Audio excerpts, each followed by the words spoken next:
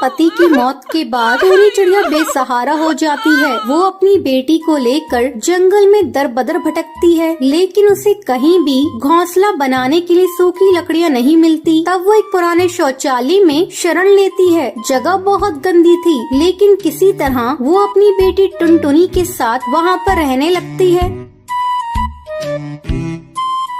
टुनटुनी, ओ टुनटुनी, बेटा जल्दी उठो। तुम उठती हो या मैं लाऊं ठंडा पानी? ठंडा ठंडा पानी जब पड़ेगा तेरे बदन पे तो तेरी जल्दी आँख खुल जाएगी। जल्दी उठ बेटा, तेरे स्कूल का टाइम भी हो रहा है, अभी तुझे तैयार भी होना है। क्या माँ, सोने दो ना अभी थोड़ी देर, बहुत जल्दी उठा देती हूँ। बेटा जल्दी कहाँ है? सुबह के 10 बज रही है। माँ, मैं इतना अच्छा सपना देख रही थी, तुमने मेरा सपना तोड़ दिया। चल उठ सपने की बच्ची, गरीब का सपना कभी सच होता देखा है? इतनी बड़ी हो गई है, लेकिन अक्ल तुझे अभी तक नहीं आई। चल उठ बेटा, बाकी के सपने कल देख लेना। अच्छा माँ, अब भाषण देना बंद करो, मैं जा रही हूँ तैयार होने। जब तक टुनटुनी स्कूल के लिए तैयार होकर आती है, तब तक आप मेरे चैनल को सब्सक्राइब कर लीजिए।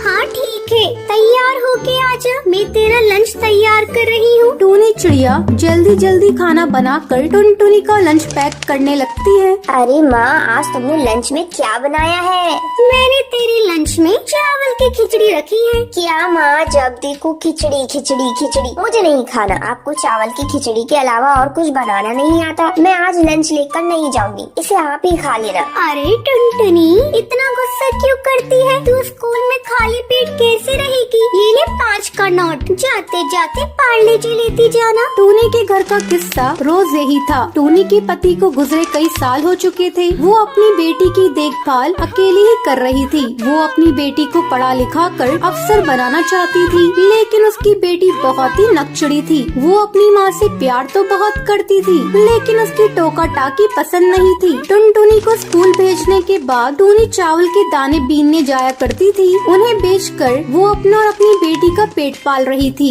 आज कैसे लेट हो गई टूनी चिड़िया? क्या करूं, मेरी एक छोटी बेटी है, उसे स्कूल भेजने के बाद ही मैं दाना ढूंढने जाती हूँ। क्या करूं, मेरी बेटी बहुत आलसी है, सुबह उठने में बहुत परेशान करती है, उसी के चलते देर हो जाती है। ठीक है, अब ज्यादा बातें मत बनाओ, ये लो अपने पैसे।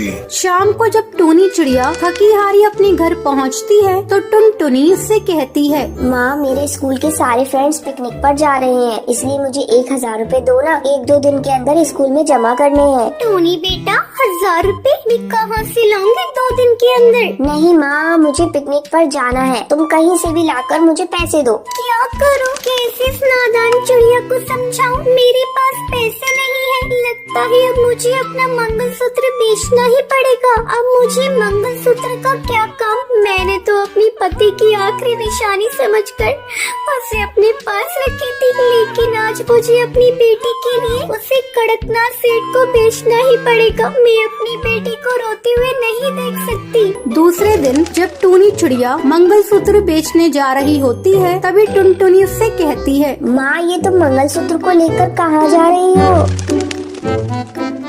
बेटा, तेरे पिताजी तो रहे नहीं, इस मंगलसूत्र का क्या काम? इसे बेचकर मैं तेरी पिकनिक की फीस भर दूंगी।